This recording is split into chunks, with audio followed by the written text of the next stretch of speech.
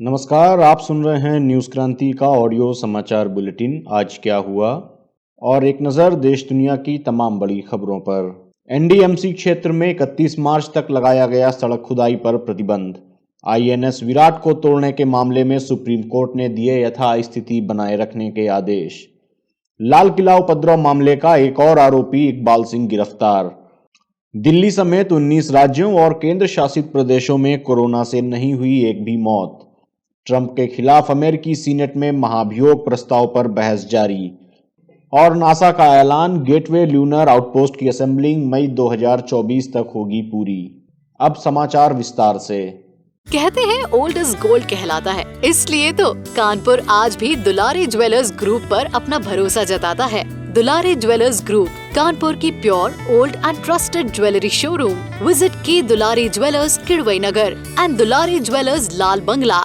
आगामी स्वच्छता सर्वेक्षण 2021 को ध्यान में रखते हुए नई दिल्ली नगर पालिका परिषद एनडीएमसी ने केवल नागरिक सेवाओं की निर्बाध आपूर्ति हेतु तत्काल मरम्मत रखरखाव को छोड़कर अपने क्षेत्र के सभी प्रकार की सड़क कटाई और खुदाई पर 31 मार्च तक प्रतिबंध लगा दिया है। एनडीएमसी ने इसका सख्ती से पालन करने के लिए सभी सरकारी एजेंसियों जैसे महानगर टेलीफोन निगम लिमिटेड, भारत संचार निगम लिमिटेड, दिल्ली ट्रांसको लिमिटेड आदि को भी सर्कुलर जारी किया है। सुप्रीम कोर्ट ने नौसेना से हटाए गए ऐतिहासिक युद्धपोत आईएनएस विराट को तोड़ने के मामले में यथास्थिति बनाए रखने का बुधवार को आदेश दिया। मुख्य न्यायाधीश शरद अरविंद बोबडे, न्यायमूर्ति एएस बोपन्ना और न्यायमूर्ति वी रामासुब्रमण्यम की खंडपीठ ने मामले में यथास्थिति बरकरार रखने का आदेश जारी करते हुए खरीदार श्रीराम ग्रुप ऑफ इंडस्ट्रीज को भी नोटिस जारी किया। कोर्ट का यह आदेश एनवीटेक मेरीन कंसल्टेंट्स प्राइवेट लिमिटेड की याचिका पर आया है, जिसने भविष्य के लिए इसे संरक्षित करने की इच्छा जताई है और खरीदार को 100 करोड़ रुपए की पेशकश भी की है। याचिकाकर्ता ने कहा है कि इसे तोड़ने से अच्छा है कि उसे संग्रहालय में तब्दील कर दिया जाए। विमानवाहक पोत विराट को 1987 में भारतीय नौसेना में शामिल किया गया था। वर्ष 2017 में इसे नेवी से हटा दिया गया। दिल्ली पुलिस की स्पेशल सेल की टीम ने गणतंत्र दिवस पर किसानों की ट्रैक्टर रैली के दौरान लाल किले पर हुए उपद्रव और झंडा फहराने के एक अन्य आरोपी इकबाल सिंह को गिरफ्तार कर लिया है। स्पेशल सेल के एक वरिष्ठ अधिकारी ने बुधवार को बताया कि उत्तरी रेंज की स्पेशल सेल की टीम ने लाल किला मामले में फरार चल रहे इकबाल सिंह को मंगलवार रात पंजाब के होशियारपुर से गिरफ्तार किया। पुलिस ने इकबाल की गिरफ्तारी के लिए 50,000 रुपए का इनाम रखा था। पुलिस ने सोमवार रात दीप सिद्धू को हरियाणा के करनाल से गिरफ्तार किया था। पिछले सप्ताह पुलिस ने दीप सिद्धू, जुगराज सिंह, गुरजोत सिंह, गुरजंत सिंह के बारे में सूचना देने वालों को 1 लाख रुपए का नगद इनाम देने की घोषणा की थी। इसके अलावा पुलिस ने जजबीर सिंह, बूटा सिंह, सुखदेव सिंह और इकबाल सिंह के बारे में सूचना देने वालों के लिए 50,000 रुपए का नगद पुरस्कार देने की घोषणा की थी।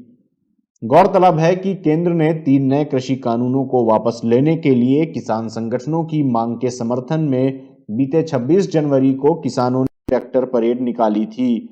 इस दौरान उनकी पुलिस के साथ हिंसक झड़पें हुई और कुछ प्रदर्शनकारी लाल किले तक भी पहुंच गए थे। उन्होंने लाल किले की प्राचीर पर किसान संगठनों का झंडा और एक धार्मिक झंडा लगाया था।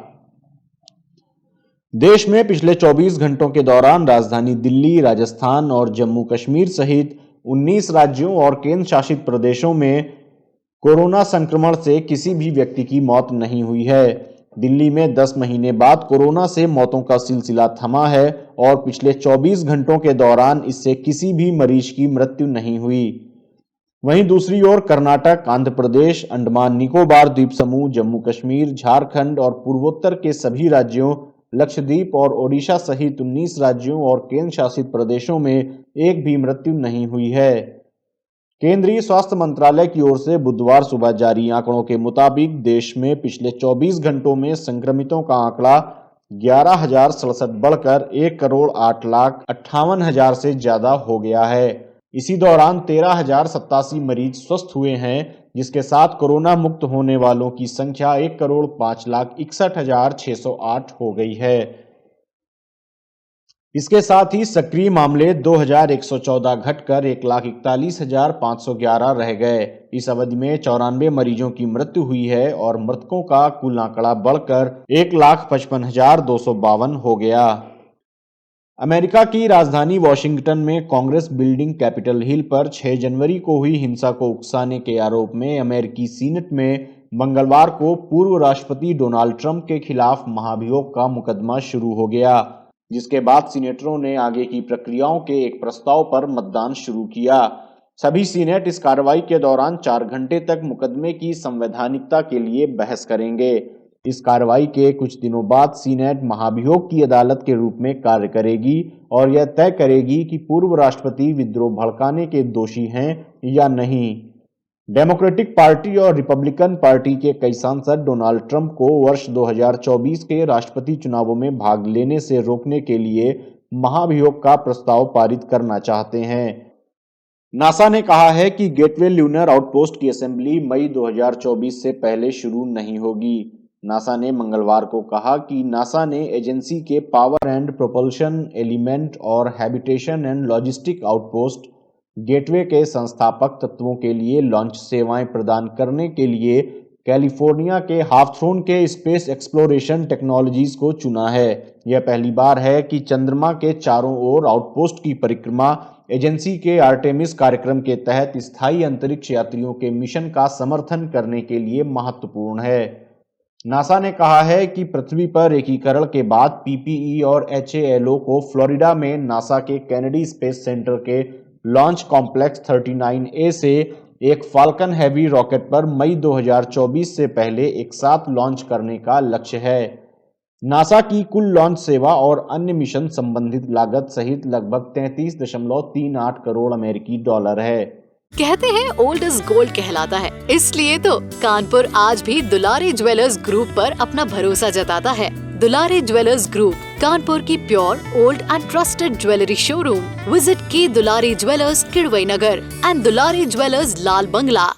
आज क्या हुआ में ये थी देश दुनिया की तमाम बड़ी खबरें। अन्य खबरों व विस्तृत समाचार के लिए आप newskranti.com पर क्लिक कर सकते हैं। न्यूज क्रांति से आप अलग अलग social media handles Facebook, Twitter, YouTube और इंस्टाग्राम पर भी जुड़ सकते हैं। न्यूज क्रांति से जुड़े रहने के लिए धन्यवाद। शुभ रात्रि।